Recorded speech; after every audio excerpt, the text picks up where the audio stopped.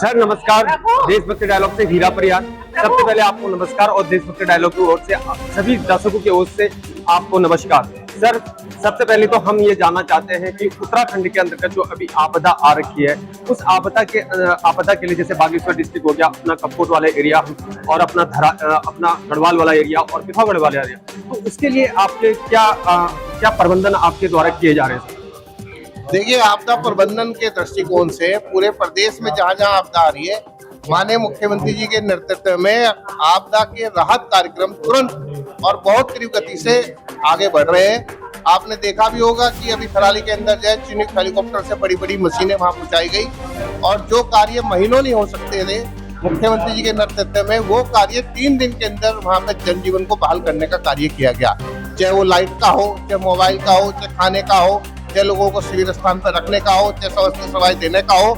इस प्रकार से पूरे प्रदेश में जहां भी आपदा है, सभी आपदाग्रस्त क्षेत्रों के अंतर्गत पुनर्वास के संबंध में भी जहां आपदा पूर्व में आई है, उनके पुनर्वास कार्यों को त्वरित करने का कार्य किया जा रहा है। और मैं समझता हूं कि आम जनता के अंदर आपदा प्रबंधन विभाग के माध्यम से जितनी भी जल्दी राहत कार्यक्रम पहुंच रहे हैं, वो शायद कहीं भी नहीं है।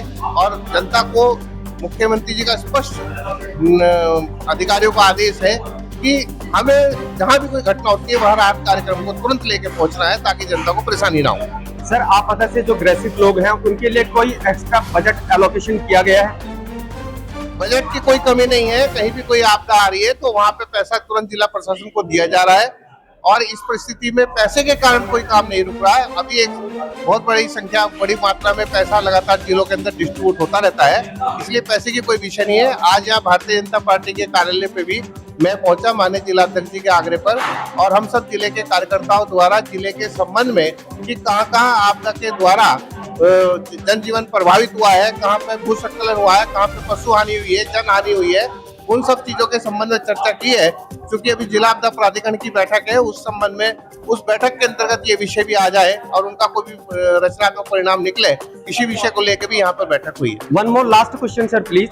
सर जिस प्रकार से बिहार में अभी इलेक्शन चल रहा है, राष्ट्रीय जनता दल पार्टी और कांग्रेस पार्टी वोट मताधिकार यात्रा निकाल रही है, लेकिन उस यात्रा के दौरान 16 दिन यात्रा के दौरान जो है प्रधानमंत्री यशस्वी प्रधानमंत्री मोदी जी, उनकी दिवंगत माता के लिए अपमानजनक शब्दों का प्रयोग किया गया, जिसका नाम रफीक बताया जा रहा है। आप इसको किस प्रकार से देखते हैं? ये क्या सोची समझी चाल लगती है या कोई उन्माद फैलाने की कोशिश कर रहा है?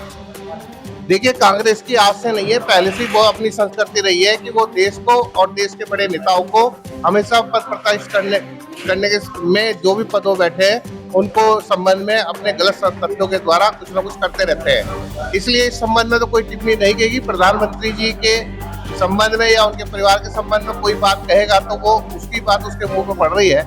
लेकिन मैं ये कहता हूँ कि माननीय प्रधानमंत्री जी के नेतृत्व में पूरे देश के अंदर जो आर्थिक विकास हो रहा है, उसको पूरा विश्व देख रहा है और हर चुनौती को सामना करते हुए देश में भारत सरकार और प्रदेशों में राज्य सरकार अच्छा कार्य कर रही है और बिहार में भी अब की बार एनडीए सरकार निश्चित होने वाली है। थैंक यू सर बात करने के लिए, देशभक्त डायलॉग से बात करने के लिए। विनय जी यहाँ पर रुद्रपुर के अंतर्गत यहाँ पर भाजपा कार्यालय जो है वहां पर पहुंचे थे। उनका साफ ये कहना है कि जिस प्रकार से उत्तराखंड में आपदा आ रखी है, चाहे वो पिथौरागढ़ हो, चाहे वो अपना बागेश्वर डिस्ट्रिक्ट हो, चाहे वो गढ़वाल के एरिया में ज्यादातर नुकसान हो रखा है। उनका साफ ये कहना है कि जिन इलाकों पर भी आपदा आ रखी है उनके पुनर्वास के लिए भरपूर उनकी सहायता की जा रही है और बजट एलोकेशन की बात की है।